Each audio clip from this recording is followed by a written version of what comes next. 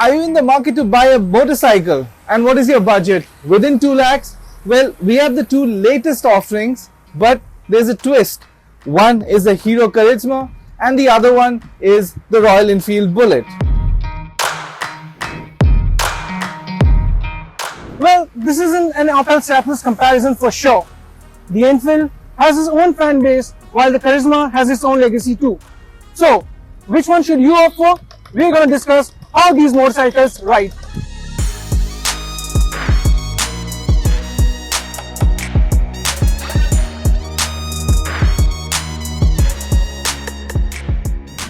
So what is the first thing that a customer is looking at in this segment? It is definitely the looks. And the Bullet is completely unbeatable in this regard. Look at it. The design is timeless, almost unchanged since 9 decades. But what about the Karizma? See, that is the key word. Timeless is a very nice way of saying it's old. Now look at the Karizma. It's refreshed. Of course, it's not legendary as the Bullet, but it does have its own right as well. And it has changed a lot. It is not a full-fed one, thank God for that, because the ZMR somehow just looked a bit lost. But this looks crisp, it looks lean, it looks sporty, and I think the best thing is it doesn't take a toll on you when you're riding. It is comfortable. Speaking of the age thing, I think an Enfield is designed anyone from age 20 to beyond, and it caters to a wider range of audience. What about the Karizma? Does it have that segment of audiences to pull?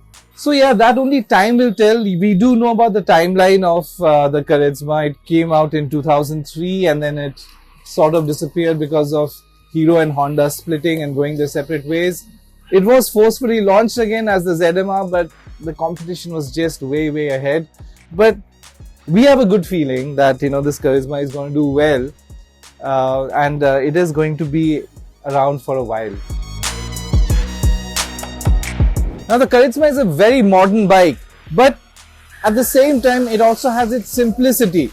And why so? I'll just quickly tell you in details. First and foremost, you have this adjustable visor, which is the first in its segment. Just a button right here and you can pull it up and down. It is fairly significant update.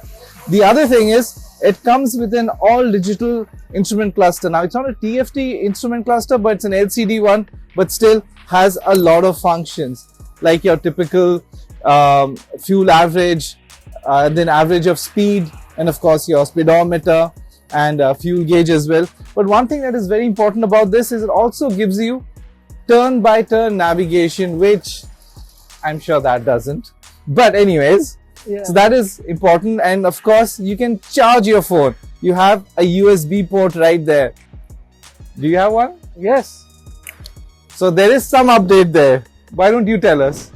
So you got me there. The Enfield has remained practically unchanged ever since. The only significant updates you get are these rotary dials, a small digital inset that reads the odometer, the fuel meter and the trip meters.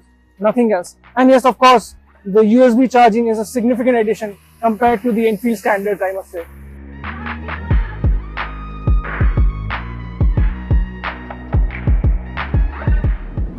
The Karizma is powered by a brand new 210cc engine. It churns out 25.2 bhp and 20.4 Nm of torque.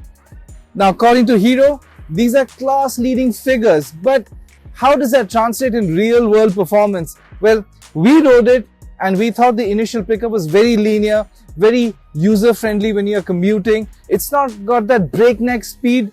It doesn't, throw you off your guard. It's very predictable, but the thing is, it is very usable. Same is the case with the mid-range power. But around the 5000 RPM onwards, it just becomes very predictable, slightly boring as well.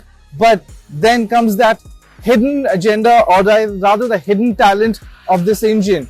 After the 6000 RPM range, it shoots up. It loves to be high rev. Something that we see in the KTMs. Well, now even Hero wants its flagship bike to be high rev, and the top range power, it's just phenomenal. Like most of the bikes, they flatten out. Well, that's not the case in the Karizma. It actually gives you a lot more punch. We crossed easily over 130 kilometers per hour and we just ran out of road, but it was raring to go faster and it remained very stable at the same time. So in a nutshell, it is very good for commuting, but if you want power, just rev it up and it will not disappoint you at all.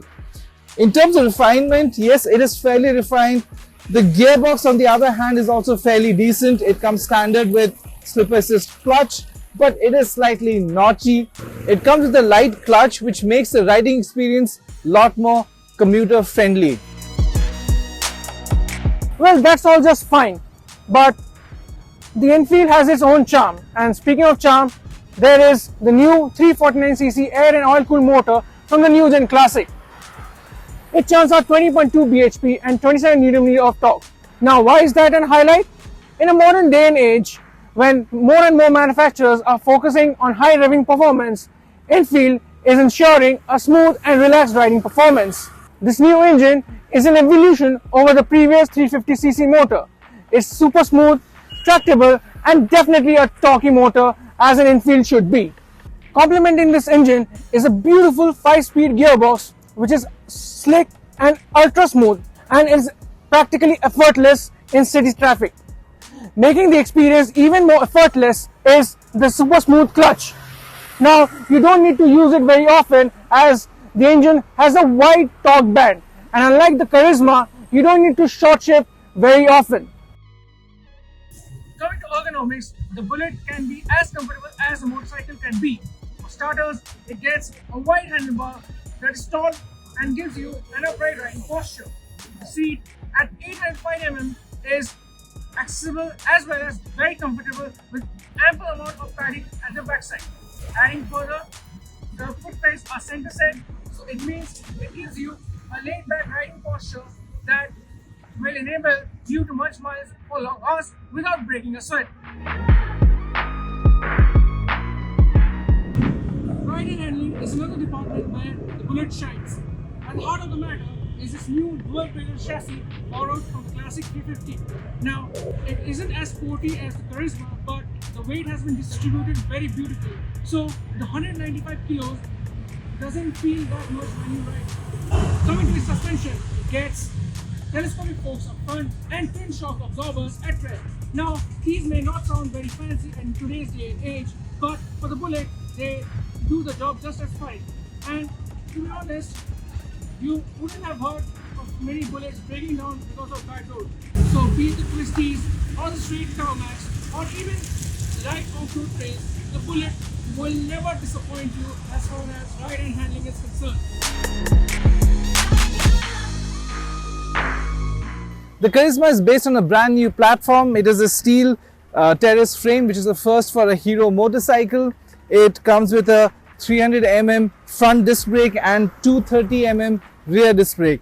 But what is the advantage of this brand new platform? Well, it's a lot more agile. It's definitely a lot more lighter. It only weighs 163 odd kgs, so it's very much flickable. You can take corners very easily. It is not the lightest in the segment, but when you compare it with the others like the KTMs and the Pulsars, it's right up there. Yes, but when it comes to the Yamaha R15, it is still the lightest in the segment.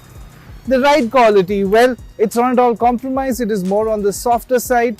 But if you go on deep potholes, yes, it does become a bit firm. As a whole, it is more on the comfort side. The monoshock in the rear, it is preload. You can change it. It has 6 different adjustable ways. When it comes to the front forks, it is quite surprising that the Karizma does not get the USD forks like the Extreme 164V.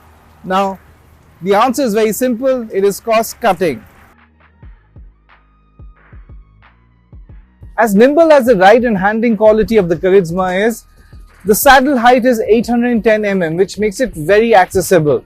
The saddle itself is wide, it is supportive, it's a split seat, so for the rider it is very comfortable. It actually gives you a little bit of a lower back support, but the same cannot be said about for the pillion because it is quite high raised, the platform, the seat for the pillion, and you can also see the foot pegs are also at quite a height. So in terms of touring, it is very good for a rider, the ergonomics, but might not be so great for a pillion. So to sum it up, the new Bullet is still a very robust and utilitarian motorcycle. It will satisfy a wide variety of riders and at prices starting at 1.73 going beyond 2 lakh mark. It doesn't have the thrills and performance as the Karizma XMR, but it surely has its own charm that will engage a wide variety of riders from a wide demography. The Karizma is definitely targeting younger audience, and it is only available in one variant and is priced at 1.80 lakhs ex showroom.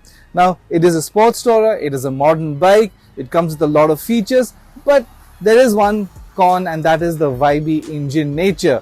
After 5 to 6,000 RPM mark, you can feel the vibrations from the tank, from the saddle, from the foot pegs. So it's not really a very nice experience. But as a whole, it is still a very good value for money motorcycle as it is competitively priced. So this is not a direct comparison, but it is all about what you can buy within 2 lakhs and what is new in the market.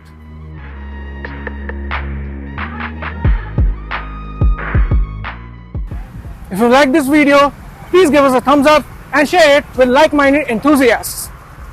Also, subscribe to the Express Drive channel for more automotive content like this. Thank you for watching.